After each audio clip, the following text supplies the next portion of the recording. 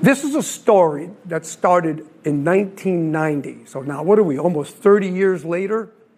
I'm still telling this story. And it's even got more news coming out. We just had my colleague Katie Gagnon here will be telling you a little bit about in a moment as I go through my part. But it's gotten, we have some new DNA analysis having been done, and that's just been publicized in the Washington Post about a month or so ago. So this story is like a vampire. It never dies. And I suspect that until they wheel me in, and my last lecture is going to be talking about New England vampires. It's a sensational topic, and I'm sure it's why it's brought you here. But we're going to try to really deal with this from a scientific point of view. And so we're going to teach you a little science, a little bit of hypothesis testing, and how we came to understand something very unusual in the behavior of 19th century New Englanders in trying to cope with death and disease. So we're going to do a little bit of forensic archaeology, history, literature, forensic archaeology, folklore, anthropology, folklore, all coming together to try to give us an idea of what we were seeing in the ground as part of an archaeological context of vampirism here in New England. Okay, so first thing I need you to do is understand what we do as archaeologists. And what we are anthropologists. And that just simply means, so I teach my students anthropological archaeology. And that really means is we're not just interested in these stone tools and things, other than what those stone tools can teach us about the people that made them. Okay? I'm interested in human behavior. And the way I get to human behavior, the past, is through material things that people leave behind. And from then, I try to understand that.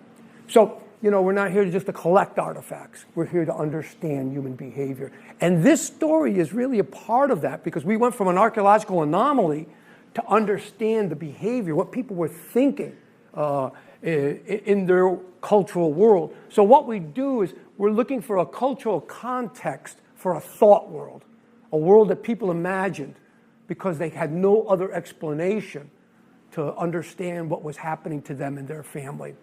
So so what we do here in this case is we go from a material thing, a burial in the ground, bones and stones, and try to understand what was in people's heads that left the remnant of that in what we saw.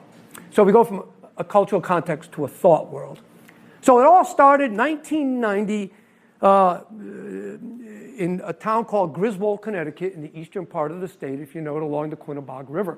And basically what was happening is they were mining a huge hit for sand and gravel, taking it off, trucking it to construction sites in the eastern part of the state.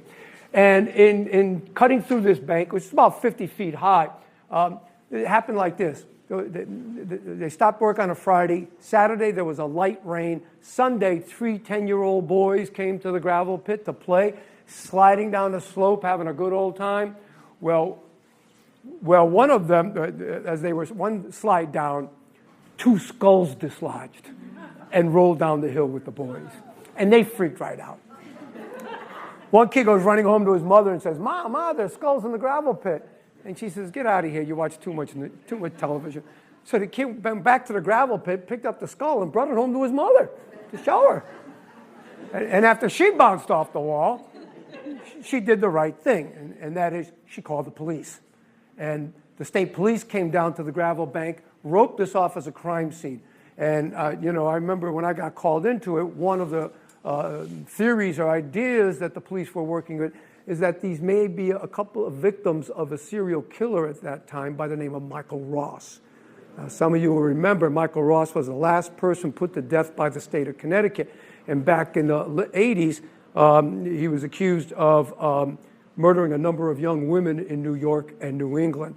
And the thought was that maybe these were a couple of victims that he had buried to hide the bodies.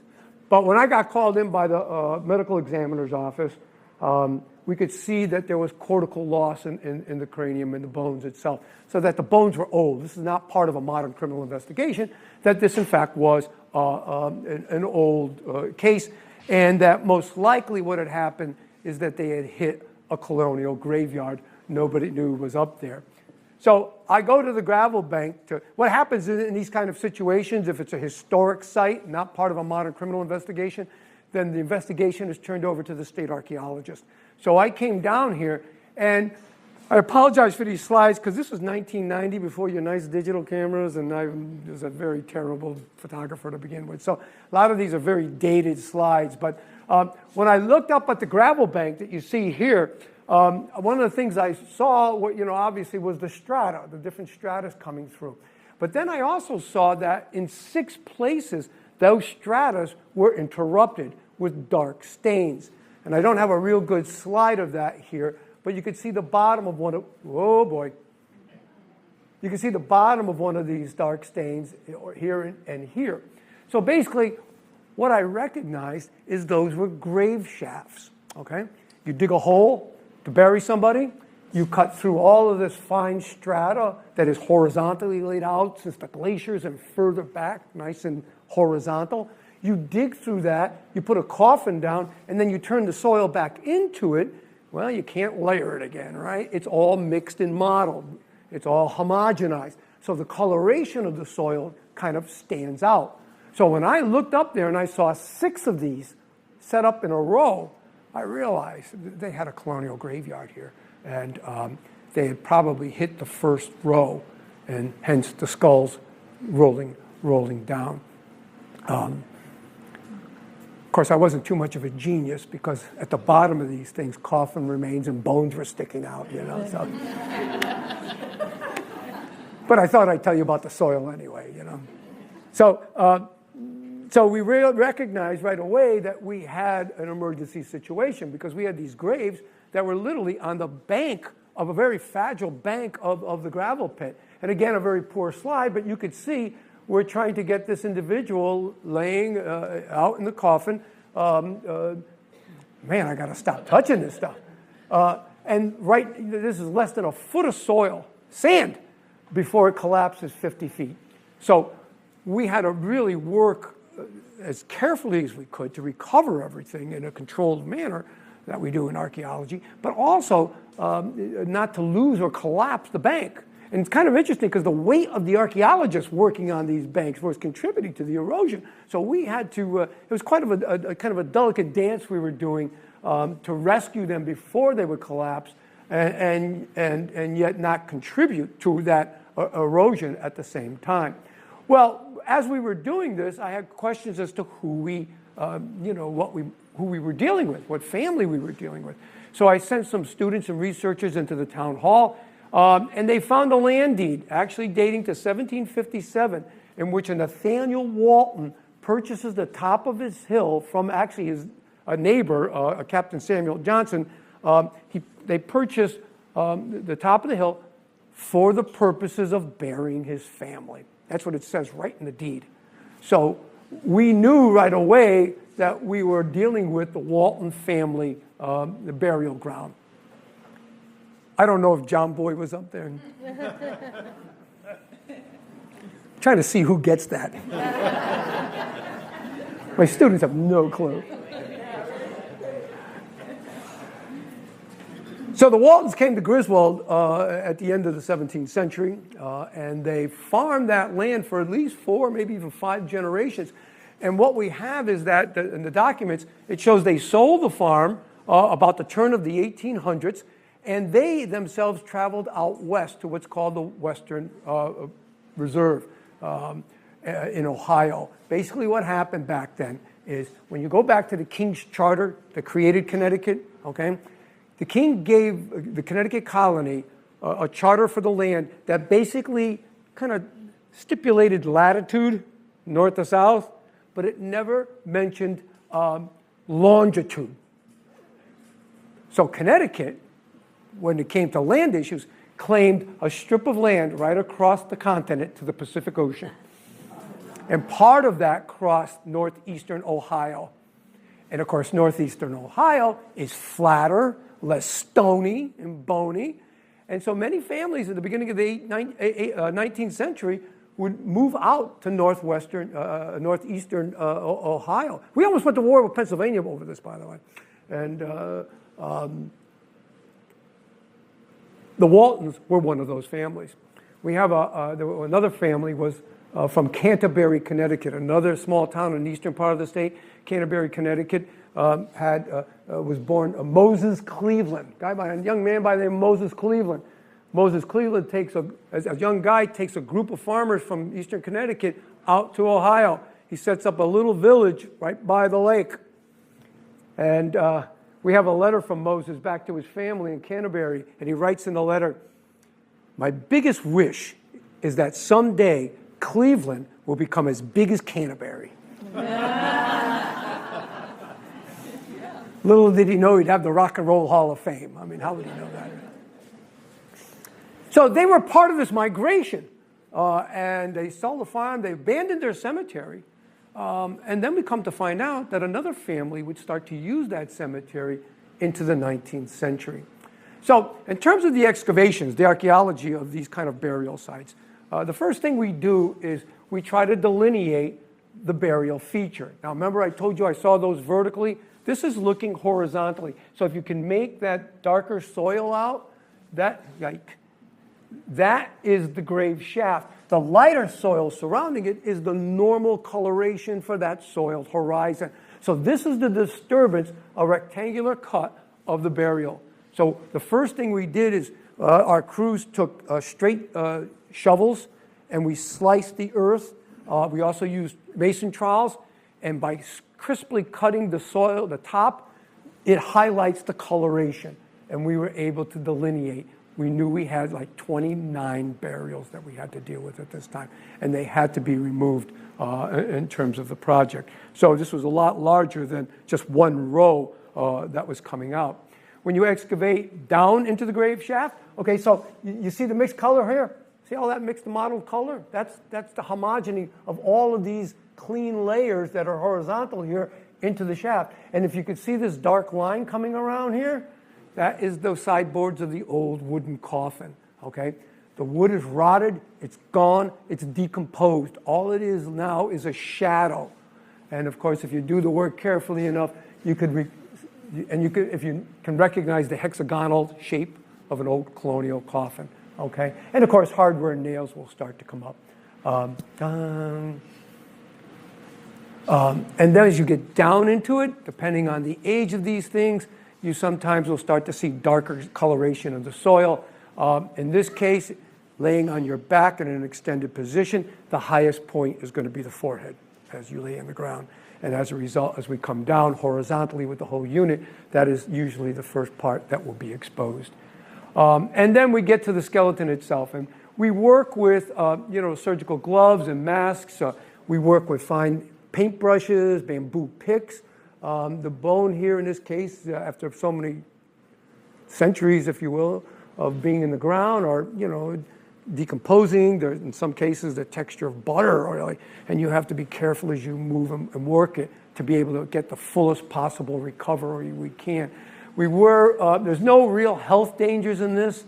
The only health danger is in metal coffins that have concealed gases and so forth in terms of health. But in this case, everything kind of breaks down. However, we do wear gloves and masks if there's a potential for us to do DNA research, because the idea is that the archaeologists, in handling the bones, could contaminate the sample with their own DNA, just by breathing on it, just by handling it, okay? So we don't want to contaminate in case we do that kind of research, and we have, in other words, if they find out that the Waltons are from Italy, I'm in a lot of trouble.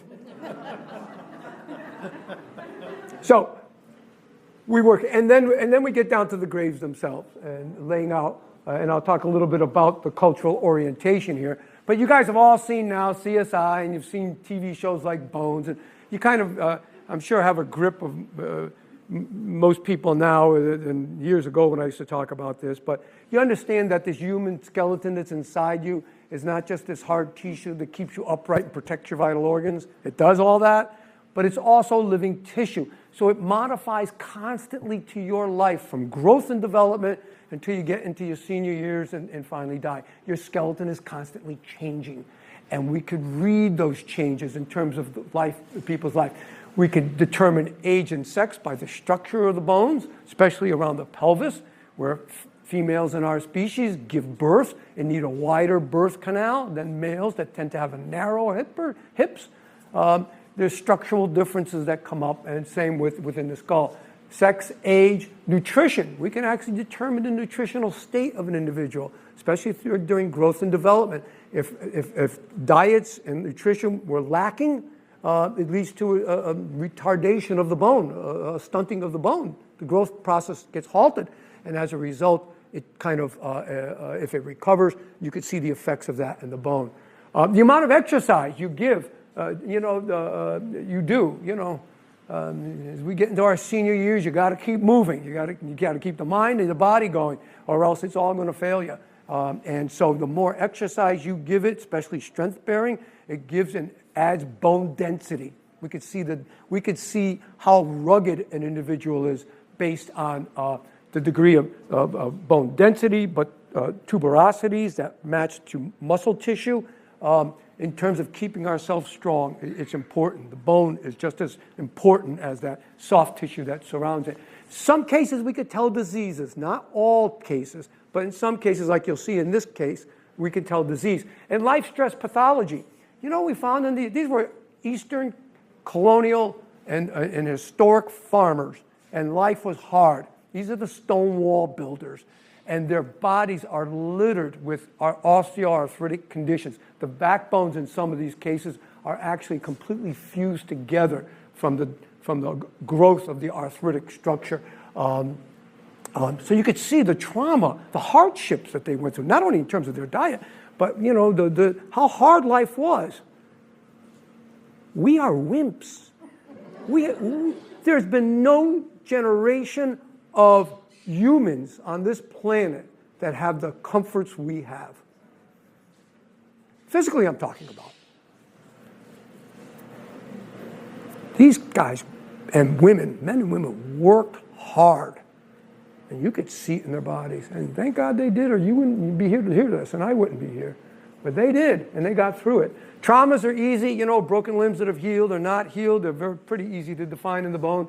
Sometimes we take x-rays to define it clearer. Cause of death. Okay, we could tell a person had disease and may have died of that disease, but you can't prove that. The only time you can prove cause of death in a court of law or anywhere is through trauma. If you have enough trauma that can cause death, that's fine. In this case, you'll see one of the specimens had tuberculosis. Probably died of tuberculosis, but I can't prove that. Could have died of something else while they had tuberculosis. So cause of death can only be developed if, through trauma. Handedness, we could tell if a person is right-handed or left-handed. In an adult woman, we could tell if she's given birth and maybe sometimes even estimate how many kids she's had. Measure the long bones, and you got stature. You could tell how tall the person is. Do the DNA, and you got biological ancestry. So the old saying, dead men tell no tales? Forget about it. Dead men tell a lot of tales. You can know how to read the bones. And we use this, I've used this not only in historical reconstructions, like in this case, but also working with the state police and the medical examiners on modern criminal investigations, where we try to use these same kind of forensic techniques in more modern cases. And it's not just the bones, it's how people are laid in the ground. And in this case, they were laid in a classic Christian burial practice. And what that means is they're laid on their back, supine, in an extended position, and they are oriented east-west, head to the west. Okay? And the idea there is that on the day of resurrection, it is believed that Christ will come up with the sun out of the east and literally draw you from your housing. So you need to be prepared for the resurrection. Okay? We don't do this anymore. Today we put you in like a subdivision, as many plots as we can get. We're running out of land, and we don't adhere to these principles anymore. But if you go to the old graveyards here in Madison and in the towns you come from, go to the old burial ground. And when you go to the old cemeteries, if you need a compass, you could usually see a headstone and a footstone lined up east-west. The head is to the west. And that means when you go to a tombstone, when you go to an old cemetery and you read, "Here lies Jonathan Edwards," Jonathan's not in front of the stone, as most people believe. but Jonathan's actually behind the stone with his feet moving away and the stone by his head, okay? So that's a Christian mortuary practice, and these people were laid out in that fashion. The other thing about in Judeo-Christian tradition, you can't take it with you. So we don't see mortuary artifacts. We don't see grave goods. These people were buried naked, covered with a sheet or a shroud, and the only evidence of artifacts we had inside were straight pins with copper heads, and that was to hold a sheet or a shroud together, okay? So buried naked. Back in those days, clothing was expensive. It was hand-woven. It was hand-woven. And you pass things on to brothers and sisters. You pass them on to family. Today, this stuff is cheap. Well, where I buy it anyway. And, the machines crank this stuff out. And if you don't like the style in 2 weeks, you throw it away. But the point is, it's cheap. Back then, it was expensive. And these people could not bury their dead with something like that. They would pass it on to even clothing. So buried naked, no grave goods, because it's your soul that goes on, not your body. Okay? And when you go back to the Puritans that were here, they didn't even use tombstones. You didn't want any kind of monument. It was inappropriate. And also, your mortal remains weren't worth anything. Nobody cared. They didn't even have a graveside service. They did maybe a service at the meeting house church or in the home, and then they just put you out and put you in the ground. It was your soul that was important, not your mortal remains. But you needed to be ready for the day of resurrection. So, classic Christian mortuary practice. Native Americans used different methods. They buried their dead in flex bundled positions, if you will, flex fetal positions, much different than Christian mortuary practices. So then we go through all of this. We do as much work as we can, documenting, recording, mapping, photographing. Every skeletal element was packaged, brought out. We did a preliminary forensic study at UConn, but primarily at this point, all the remains went down to the Armed Forces Institute of Pathology, then at Walter Reed Hospital, and our colleagues down there did a more thorough research into each of the individuals. So this is my map of the cemetery. And by the way, I think 15 is our Nathaniel Walton. But one of the things we noticed along some of the burials along the cliff, and that's what that dotted line represents, is that on some of these burials, they had initials on the coffin that suggested another family, a family with a B surname. And it's actually these three individuals that we're concerned about in terms of this presentation. So, remember I told you I got to the gravel bank, I looked up, and there was these 6 stains? Well, at the bottom of one was this unmortared brick box, kind of about like yay. And I didn't understand what that was when I first saw it. I thought, well, maybe it housed a tombstone or something. It was, it was a base. So I was looking, actually this is downslope, so I was looking up at just this face of it. But when we came down on it and excavated back, what we had found is that it was a crypt. They had laid the coffin down. You can see the black coffin here. They built a single row of bricks, 7 high, above the coffin, and then covered it with flat field stones, okay, to enclose the crypt. And so being in charge of the investigation, I suppose I'm the one that had the responsibility of opening the stones and the crypt. And you can see the lid of the coffin, painted black, has 2 hinges here. So you can open up the front end of it and view the face without having to lift the whole coffin lid up. And that's a mortuary technology. We see that innovation coming in around 1800, maybe 1810. But we also saw that they had hammered, I almost changed the slide. They had hammered in brass tacks. They took brass tacks and they hammered the initials of the person laying there. And the initials were NB. And of course, I opened up the car, I looked down on there, and look at NB, and I'm not too thrilled because those are my initials. So I opened up the crypt, and my initials are on there. And underneath my initials in brass tacks is formed the number 13. I wasn't thrilled about that either. So at that time, I said, we've got a problem here. We're supposed to be in the Walton Family Cemetery, but now we have a B name. We have a B surname. Who is this? And we started even back in 1990. By 91, we were looking into this. And one of my students, I remember, came into my office really excited.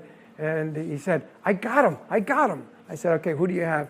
He said, I have a Nathaniel Bennett, MB, marries into the Walton family in 1794.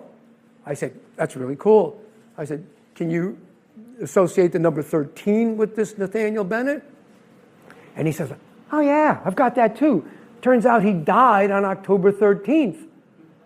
And I wasn't thrilled because that's my birthday.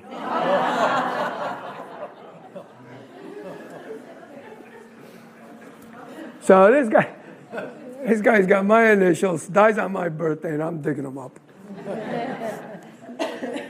The good news is when I lifted the lid of the coffin, I got to do a forensic exam. He wasn't a short Italian, and I found out that. It's not Nathaniel Bennett. Nathaniel Bennett, it turns out, married into the Walton family, this Nathaniel Bennett went on to have married and went on to have like 6 kids. The person laying here is 13 years old. So it's the age, the initials, and the age of death. Okay? So this is not Nathaniel Bennett. And as a result, we had to go back to the drawing board about this B family, and you'll hear more about that in a moment. So laying next to NB was an adult woman with the initials IB 46 on her coffin. Her coffin, 2 things. She's not decapitated. This is one of the skulls that rolled down the hill with the boys. And we were able to match up the cranium with the postcranial remains. And she has a coffin, even though you can't see it. The coffin has completely disintegrated. The only thing the reason NB's coffin preserved as well as it did is because it was in a crypt. And it kept more soil off of it. She was not in a crypt. Soil collapsed in. So only here in this region do we have the brass tacks that were hammered in. And the reason this preserved is the tacks kind of leaches kind of copper salts into the surrounding soil, and it neutralizes the pH, the soil acidity around it. So that is the only part of her coffin. If you were to see the whole thing, it's an IB, and it would be a 46 before we were done within the lid. So we have an adult woman, 46 years of age. And by the way, those of you that do colonial research or genealogical research, you know that J and I are interchangeable in the old script. So it could be a J, B, or an IB, as we see here. But then laying next to, we have an adult woman laying next to a 13-year-old adolescent. And then we next to her, we found another burial, this time in a stone crypt. And I apologize because this is a later slide, but when I first came here, just like I saw the bricks coming out, I saw in this crypt stones coming out. And the stones were flat field stones, and they arched, okay, coming up the sides and arching over. And this would have been all covered. And I recognized that as a stone-lined crypt. I had seen those before. I had never really seen a good brick crypt before, so that had puzzled me. But this I understood what we had. And I came along here with the idea of this would have been all enclosed and just this little aperture where the arch is. And I going along the bank of the gravel, and I took a light and I peered into the coffin, expecting to see the back of the individual skull as they were laying here. But instead what I saw was the face. Now, it's not quite right anatomically, but I was thinking at the time, well, sometimes on robust males, they have what we call sometimes a torus bun back here. And so when decomposition, there tends to be a rolling of the, sometimes a detachment of the jaw and a rolling. So I said, well, maybe this was more kind of an extreme rolling. But then we started excavating from the top down, okay? So here's the edge of the gravel bank. That is in the distance, and we're coming down now on those arched stones I told you about, okay? So as I'm excavating down onto the stone, I find 2 skeletal elements. I found an ulna, or a lower arm bone, and a lumbar vertebra from the lower backbone. And I'm saying to myself, this guy's supposed to be inside the tomb, the crypt. Why am I finding body parts outside the crypt? And so things were kind of, I was questioning things, but had no real answers until I opened it up. And when I opened it up, I saw a burial now that was totally rearranged in their grave. Okay? And when I say rearrangement, oddly enough, when we were tackling this, I started to remove the stones from the foot region down here. And you could see the tibia or shin bones and the foot bones are in perfect anatomical position. But as I came up, where the femurs ought to be, or your thigh bones, they had been uprooted and crossed over the chest. The chest had been broken into, and now there was no question that the cranium had been deliberately decapitated and rotated to face the west and not the rising Christ. So I'm like, I'd never seen anything like this. I had no clue what I was looking at. However, one thing I did know is that the fracture, and maybe you could see this, this is the posterior of the distal femur. This is kind of down here near your knee joint. See that? Can you make out a fracture there in the slide? When we looked at that fracture, we could tell that whatever happened here happened probably 4 to 5 years after this guy died. In other words, this wasn't totally fresh bone when that broke. And you could see it's got a different signature than if it broke, say, at the time of death or shortly after death. So in other words, what I knew we were looking at was that this guy, JB, and 55 was the age on the coffin, JB, 55, adult male, that he was given a good Christian burial, laid in the ground like the rest of his family. But 4 to 5 years later, somebodies came into his grave, dug into him, opened it up, decided to rearrange the bones, close it back up, and walk away, and not rediscovered again until 1990. The mortuary, the coffin suggests early to mid 1800s, 19th century. So I was kind of like, what am I looking at? What is this? And, my first hypothesis was vandalism. Somebody came into this grave and stole something. And you can never use negative evidence in archaeology. If it's not there, you can't invent that it was once there and taken. It's not there, it's not there. You can't use negative evidence. But the point is, the other graves, the 27 other graves, had nothing in them but shroud pins. And nothing to suggest that this guy would have had something different, like jewelry. And even if they were going to steal jewelry or something, they didn't need to rearrange this guy. They could take that ring or that necklace or whatever they were looking for. This was totally beyond anything I had ever seen or even heard of. And so we're pondering this. In fact, at this point, this was before emails, I had to actually call people. And I said, has anybody, my colleagues, has anybody seen anything like this? Nobody. Until I got one of my colleagues said to me, well, have you heard the story of the Jewett City vampire? And I said, no, but do tell. So the Jewett City vampire has to do with a family by the name of Ray, who lived in Jewett City, which, by the way, is part of Griswold, and Jewett City Cemetery is about 2 miles, maybe a little bit more, from where the Walton family cemetery was discovered. So the story starts like this. The family was hit by what they called in those days consumption. Consumption is what we call tuberculosis. And so consumption was kind of one of these, like tuberculosis, one of these diseases that the tubercular victim kind of looks like they waste away. They have that cough, they're going through sickness. They're losing weight. They're eating, but they're losing weight. They're getting thinner, paler. All the romantic poets of Keats and all those guys somehow wanted this disease. I don't know why it took their lives early, but it was very troublesome because in New England, consumption or tuberculosis back in the 19th century was epidemic. Okay, They had no understanding of how diseases were transmitted. It's before germ theory.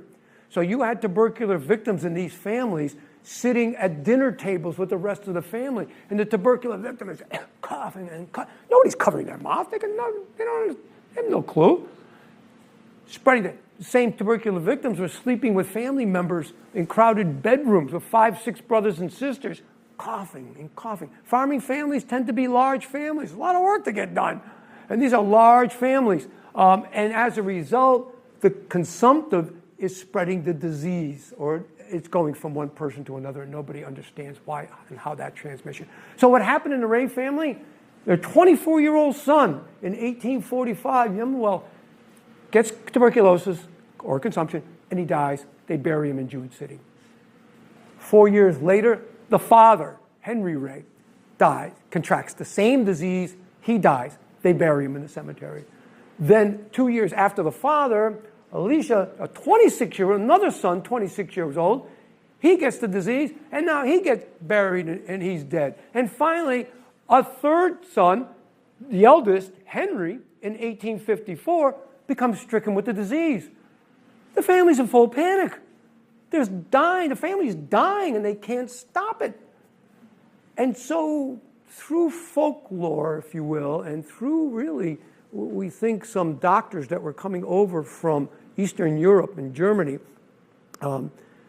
basically told them, if you want to stop the deaths, you need to go into the graves and find out which one of your ancestors that died of that disease is mischievous, remains undead in their graves, and they need to be put to rest if you're going to save your family. So they go, the family goes in, Jewett City, you can go visit the graves today. They go in and they dig up the 3 of them.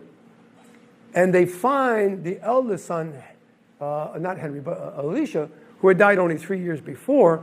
When they go down into the grave, they find some soft tissue, and they find the caking of what was left of the heart. And so they took that to mean, while it was decomposing, it was still present. And that took that to mean that he was undead. And so they burned him. They burned him in his grave, and they covered him back up. Pretty interesting story, I thought. I said, you got any more like this? And they said, yeah, actually, there's a case of the Brown family in Exeter, Rhode Island, right across the state line in eastern Rhode Island. In this case, it's the women in this family that appear to be contracting the disease. So the mother, a sister of Mercy, and then and Mercy herself all die.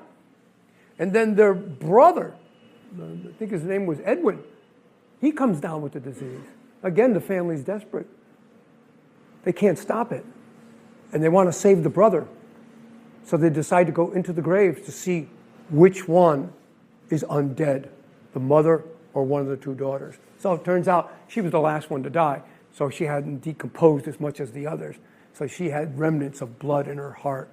They removed it, they burnt it, and in fact what they did in this case is they made a potion out of the heart, and Edwin drank it.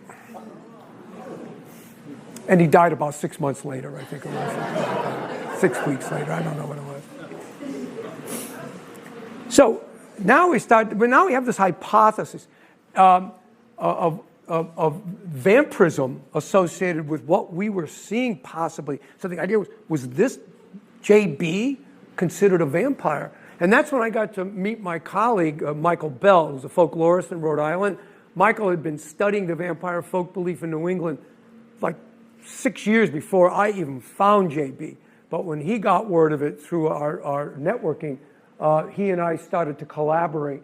And he shared with me all of his data. What he had done is he had compiled newspaper articles.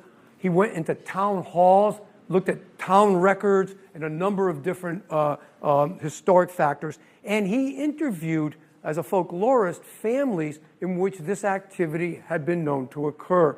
Contemporary people, how the stories have been handed down through their family. So he had a wealth of information already compiled about the New England vampire folk belief. So he brought me out to this cemetery in North Smithfield, Rhode Island.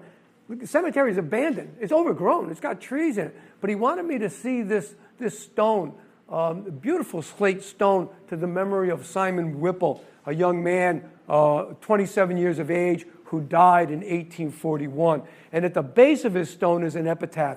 And the epitaph reads, and you probably can't make it out here, but it basically means, although consumption's vampire grasp has seized thy mortal frame. It's the first time I'd ever seen consumption, the disease, tuberculosis, associated with a vampire within the cultural imagination, within the cultural thought world. So we couldn't get below this because somebody had cemented the base of it, but I wanted to know the rest of this poem or where this came from. And so we connected with our colleague, Faye Ringel, who, like myself, is retired from, in her case, Coast Guard Academy in New London. She teaches English and American literature, and she had found a book of poetry called Black Sister. And in it, there was a poem to the memory of a Horace Kimball. And here is our whole epitaph. Although consumption's vampire grasp has seized thy mortal frame, thy ardent and inspiring mind untouched remain the same. So the idea here is that while the vampire can get your body, he can't get your soul. He can't get your soul. It remains the same, and your mind remains the same. So this concept is out there in the 18th century, the 19th century, and again, trying to understand where did it come from? We looked at Puritan witchcraft in the 17th century. We looked at no connection that we could see. We looked at Native American beliefs, folk beliefs about the dead. We could find no connections. But what we found were connections with Eastern Europe and European concepts of death and disease, where there's a strong oral tradition of the undead capable of leaving the grave and feeding on loved ones, and doctors prescribing them to do prescriptions to go in. Now, this is the 19th century, but about 10 years ago in Romania, a man was caught in a cemetery digging into a grave. And security pounces on him. They get him and they say, "What are you doing?" And he says to them, "You don't understand. This is my uncle. He's killing our family. We've got to put him to rest. We've got to protect our family." 10 years ago. So the idea is here. And how long it's been here? Quite a while. One of the things we found in our research was a copy of the Connecticut Current. The Connecticut Current is today the Hartford Current, and it is the longest continuous operating newspaper in the country. In one of its early editions in January 21st in 1765, the front page headline, well, you probably can't read it, it's so small, but the front page headline is vampires. And it talks about sailors in Eastern Europe and doctors coming over here trying to help families suffering from consumption and how to teach the families on how to deal with this so they could save their loved ones. So the idea is here as early at least as 1765, but tuberculosis or consumption does really not become epidemic until the early 19th century. And what's going on then is that more immigrants are coming. People are coming not only with different ideas, but also populations are increasing. The factories are starting to get up with the Industrial Revolution, and people are living in more crowded situations, and consumption and tuberculosis really start taking off. It becomes epidemic, and especially here in New England. So, when we look at European oral tradition, vampirism, there's association of the dead, conduct experiments to find out what's going on.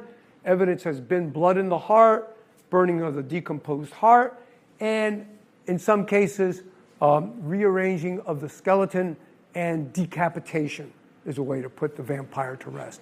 Now, you should know that vampirism is cross-cultural. There are few cultures in the world that don't have some concept of the undead. Even the ancient Egyptians, as sophisticated as they were technologically with their pyramids and civilization, they definitely believed in the undead. So it's cross-cultural. And again, the concepts come from disease and death and trying to find an answer when no one can help them. Doctors couldn't help them. The churches couldn't help them. all they knew, his family were dying, and they were trying to stop the deaths. So, Michael Bell, I'm going to introduce you to his book. This was his research way back when. And Michael had recorded, by then, I guess he had like 40 cases in New England of mentioning vampirism and families and the undead. Now I think he's up to 80. I'm not quite sure. And originally he had a time frame from the 1770s to the 1890s. Now he's finding it even went into the early 20th century that this concept was there. But you could see, if you could make out the map from back there, Vermont, New Hampshire were hot spots, but the real hot spot of this folklore was eastern Connecticut and western Massachusetts. That's where we really see a cluster of this idea and belief in the undead. So, getting back to my buddy, J.B., could he have been considered a vampire? Is this hypothesis viable? So what we do is, in archaeology, we develop what we call test implications. We do the research behind it, and then try to see if what we have found in the ground matches up, okay? So the test implications we had originally were that the accounts, basically, the strong point was really the 18th century, from 1790 to 1890s. In New England, all of Michael Bell's, what he found, basically are all rural farming families, okay? We don't see this in urban centers. We have not found a vampire case in any city in New England. We find them only in the rural areas, predominantly western Rhode Island, eastern Connecticut. In every case, the suspected vampire dies of consumption or tuberculosis and is being accused of spreading the disease to family members. And what Michael has found is that removal of the heart was primary, but also rearrangement of the bones in the grave. So using that hypothesis, those test implications, let's look at J.B.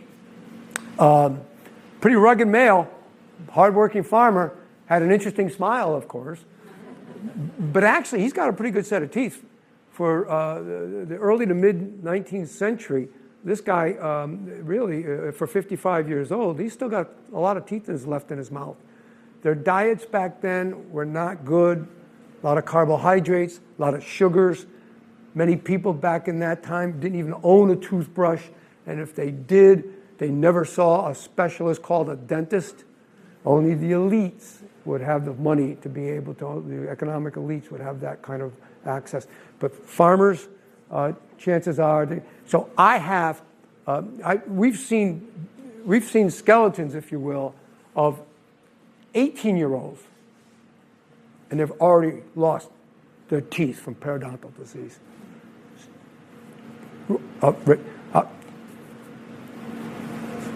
If you need any impetus to floss, come to my lab. So I mean, but it's a period of the time. But he's not doing too bad compared to many others. He's also a classic male. Look at that brow ridge, you know, very robust, sharp angle here, long nose. Okay, he's got a good European nose. Okay, Europeans tend to have very thin nostrils, long noses, because our ancestors, in adapting to the cold and the living near the glaciers when they were here through generations, developed through natural selection a longer snout to help warm cold air before it gets to your lungs. So Europeans, those of us, we have good schnozzes, not simply because, it's because of our ancestry. That's how our ancestors adapted. Clearly from Europe, clearly very rugged. When we looked at the body bones of J.B., fairly tall stature. This guy was about 6 foot tall.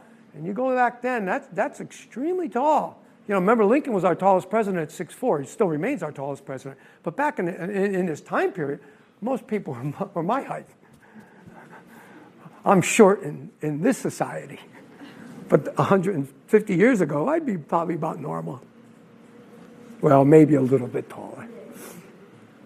But also one of the things we found is I think I have. Okay. Is that osteoarthritic condition I talked about in the backbones before? Hard worker. You could see in the arthritis, the lipping going on here. Many people we see in these populations, we see arthritic hips, knees, and you could think, today they could have a replacement. Back then, you had to live with it. You had to live with it, and it was hard, He also had a fractured clavicle, that is a collarbone, okay? Also a fractured rib and down around his knee. All on one side, but all healed. This shows healing, okay? The bone regenerates itself. So maybe 5, 7, 8 years before he died, he sustained a fall, fell off a horse, fell off a wagon, who knows, but led to injuries, but he recovered. He recovered and he lived. But the key here, so we have all of that, but the key here is we found that we believe he had tuberculosis, or at least a pulmonary disease that is very much like tuberculosis. And the reason we could see that is because this would be the interior part of the rib, okay, as it curves around the lungs to protect those organs, and the heart, as it curves around, the inside, if you will, the anterior that adheres to the pulmonary is stained. You could see it better here in these other ribs on his left side. Those are indications of severe pulmonary distress, very typical of tuberculosis. If he didn't have tuberculosis, he had something like it. And it also means he had it in a chronic condition, okay? You can track consumption back then, and you die within 6 months. Many times kids died within weeks, 6 months. It eats the soft tissue, that's what kills you. But it may not necessarily stain, if you will, or affect the bone in any way. But if you have it chronically for years, and and some people did, were able to be maintained for a while, then it could invade the soft tissue. And that's what we were seeing here with these, those whitish stains, those are lesions, okay? So, in support of the vampire hypothesis, the bones are rearranged consistent with the folk beliefs. It's in a cemetery in rural eastern Connecticut, exactly the hot spot for this folk belief. It's 2 miles from a known vampire episode in Jewett City. And the coffin dates anywhere between the early to the mid-19th century. It's typically a coffin we see around 1830, 1840. But it may be even a little bit later than that, or maybe a little bit earlier than that. But it's in that time period bracket that we were able to define by Michael Bell's research. And I think the real key here is that he had tuberculosis. So that the idea here in support of the hypothesis is that he died of tuberculosis and then later on was accused of spreading the disease to his family. And they went 4 to 5 years later, evidently, when it became epidemic, and dug into him. The only thing that's different from Michael Bell's research to what we found with JB is JB is a very dramatic rearrangement of the bone. He's found some evidence for rearrangement and decapitation, but this is extreme. And I think what happened here, because they waited 4 to 5 years before they went back into the grave, that by that time, the heart and almost all of the organs were completely already decomposed. So they went into his grave to find out if he was undead. And when they got there, they couldn't find a heart or any evidence.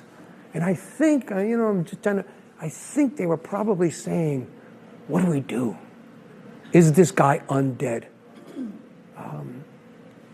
And I think they probably decided to err on the side of being conservative and said, let's rearrange him just to be sure. I just have no other explanation. His ribs were broken into, so they searched, but probably found very little. And so maybe the decapitation is killing him, making him dead, And the uprooting of the femurs was to prevent him from leaving. I don't know. This is not a Jolly Roger. This is not pirates that buried this guy or dug him up. This is a rearrangement for the sake of keeping this individual in the grave. But that is the one thing that's not quite, it's a dramatic rearrangement if the hypothesis is correct. Could he have been rearranged for some other reason? Sure. I just don't have that. I don't know what that is. I mean, the best I could do is test the hypothesis from what we know, and it seems for the most part, and every part actually, to fit. But could he really have been rearranged for something else? Absolutely. Even though my students think so, I wasn't there at that time. So the best we could do is the science behind it. The best we could do is try to figure out what were they thinking? What were they doing that left this in the ground? And it seems to be the best hypothesis we have. So the question becomes, who is JB? And who is this B family? Remember, I thought at the beginning, I thought they were Bennetts, because we do have genealogical evidence to say that Bennetts married into the family. But when we did research, we found a whole bunch of B candidates. Bennetts, Bishops, Burnhams, Browns, Bissells, and even a Barber. No Bellantonis, by the way. We didn't come over until the early 20th century. But we never could find the death records. We could never find church records of what went on, of anything, or land deed records or anything. And we were kind of at a loss. And I got to tell you, for 30 years, we've been looking. I've had 3 or 4 different students and researchers assist us in taking this on. But most recently, we were able to do some DNA quantification from the Armed Forces Medical Examiner's DNA Identification Laboratory. And you could see JB clusters in this European range, much as we expected from what we saw morphologically on the bone.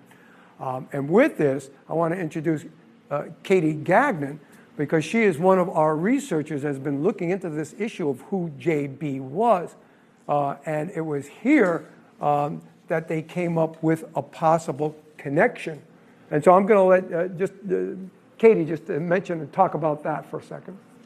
Okay. So this was essentially a collaborative between the National Museum of Health and Medicine and the Armed Forces, their DNA lab and their medical examiner group down in DC. And what they were able to do was a combination of DNA testing. They did an mtDNA, which is your mitochondrial DNA. They did a Y chromosome or Y DNA sampling, and they did something called a SNP or an SNP, which is a single nucleotide polymorphism, which is where they look at a certain number of a large number of markers across a person's entire genome, and they could get it down to that JB belonged to the haplogroup R1b, which is the largest European haplogroup. By looking at more specific characteristics of the SNP sampling that they did, they were able to find a subclade, which was P312, which meant that he was probably from the UK. This jived exactly with what we thought would happen, because at the time period, we have a number of people from the UK coming to New England in the 1700s, late 1600s. They were able to take all of this information and run it through a public database, and they came up with 2 matches who had the surname Barber. So these are most likely relations to JB. So then we had our B initial. What we were later able to do was take the surname Barber and search. We're lucky in Connecticut because we have something called the Barber collection in relation to our Barber, which dates to before the 1870s, and that's proof of vital records. We also have the Hale Index, which is inscriptions from newspapers and from cemeteries. And we were able to find a Nathan Barber from Criswell, son of John. And this person would have been 12 years old when they died, which is pretty close to the NB13 that we were looking for. Unfortunately, we were unable to match this John Barber to anybody else in the general area, because death notices were given in the town where the person died, not necessarily where they lived. But we were able to trace a number of Barbers coming from England to Massachusetts and then to Rhode Island coming down the Connecticut River in the 1700s that all ended up in this area. So a number of them could be related to this John Barber. So we're hoping for future testing that might lead us a little bit further, give us some more clues. Great, thank you. Yeah, it's pretty exciting for us because we've been searching for 30 years, and now modern DNA is linking us to this possibility. NB and JB, right ages, right the right places. So with Katie's future research and more research on the DNA, we'll hopefully nail this down a little bit better. Not a Bellantoni, but my father occupationally is a barber, so I don't know if that counts. But it's pretty exciting because we've been looking a long time for this. When we were finally done, one of my jobs as a state archaeologist when we work in these cases is to try to find family. And we worked with the Genealogical Society and the Griswold Historical Society to find descendants of the original Nathaniel Walton. And we found them as far away as Nevada and California. And so they came for kind of a family reunion. Again, at this time, we still did not know who the B family was, and we're still testing that hypothesis. But members of the Walton family came from California, Nevada, Massachusetts, New York.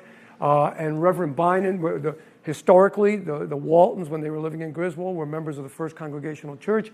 Reverend Bynon, a minister back then, did a recommittal ceremony of Puritan tradition, and we laid everyone back. The only one we didn't put in was JB, because the family gave us permission to continue the research on him to see if we could find him. The good news for them is that this vampire folklore has nothing to do with the Waltons. This is another family, but in the same cemetery. And then, of course, at the end of the 19th century, Dr. Robert Conch starts to find concepts of germ theory, and he finds a mycobacteria for tuberculosis. So we start getting a new answer for tuberculosis, a scientific answer. And you guys will remember, along our coast here, we had a number of tuberculosis sanitariums along the Connecticut coast, some of which are state parks, like Seaside in Waterford. So there were a number of, in Niantic, a number of places, there were tuberculosis. The idea that the salt air was good for them. And it's sort of a medical, scientific approach now. But then this guy, Bram Stoker, comes up with and writes a book in 1897 called Dracula. And when he does, it sets a whole new wave of folklore along the narrative of the vampire. And the thing that's important to note is when Bram Stoker died, they went through his estate and they found papers in his desk from New England and New York talking about the vampire folk belief here. So he was aware of it. He found the same things that Michael Bell had found. So he had done his research and he understood what was going on here. And there are a couple of items in the book that play to what was going on in New England. If you want to read the best book out on the whole, is Food for the Dead by Michael Bell, On the Trail of the New England Vampires. You probably have it in your libraries. So go check it out, Wesleyan University Press. And we're not the only ones that have found vampires. They've been found all over the world. In this case, in Venice, during the Middle Ages, a woman was suspecting of feeding. And to stop her, they put a brick in her mouth. And that's how she was found archaeologically. And you know, the concept of the vampire, each generation has to relearn it. And each generation has kind of their own symbolism of what's going on here. You know, from Buffy and the Twilight series. And now they even got Abe Lincoln as I don't understand how he got involved in this. But each generation has to recreate the story. But it is just a story. To me, what's more interesting is that this is what people really believed and not just a fiction from someone's imagination. And I leave you with the idea that what they were doing here was out of love and fear. People were dying. Family were dying. They were just trying to stop the deaths. And if going back into the graves was going to do it, they were willing to do it. And don't think we're above this with all our great medical technology in the 21st century. Because God forbid, if a pandemic ever hits us, a pandemic of an infection that we cannot stop with all our medical technology, we'll do everything the doctors tell us, cover our mouths, get inoculated, whatever it might be, wash our hands. But if our families are dying and we can't stop it, people are going to do irrational behavior out of fear and love. I'm not saying we're going to dig into graves. What I'm saying is we're going to do something. Because when the technology fails and we're desperate, we'll do anything to protect our loved ones. And that's what this was about. This is not Bela Lugosi. This is not Dracula. This is a public health issue. And people were desperate.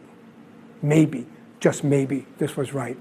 So I leave you with going back to anthropology, an anthropological maxim. And that is, we have a saying in anthropology that says, whatever is conceived of as reality is indeed reality, because we could see the consequences in human behavior. In other words, if you believe something, you'll act a certain way.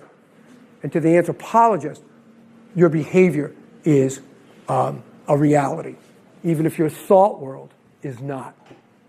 Okay? There's a guy in Europe 15 years ago, in England, definitely believed in vampires. Went to bed every night with 3 cloves of garlic in his mouth to ward off vampires while he slept. Well, one night, a clove dislodges, gets into his esophagus, and he suffocates to death. He died in his sleep. Are there vampires? They got him. His belief caused a reality of a human behavior that led to his death. To me, that's a reality, even though the thought world may not be. All right, guys. Thanks for coming out. Have a happy Halloween.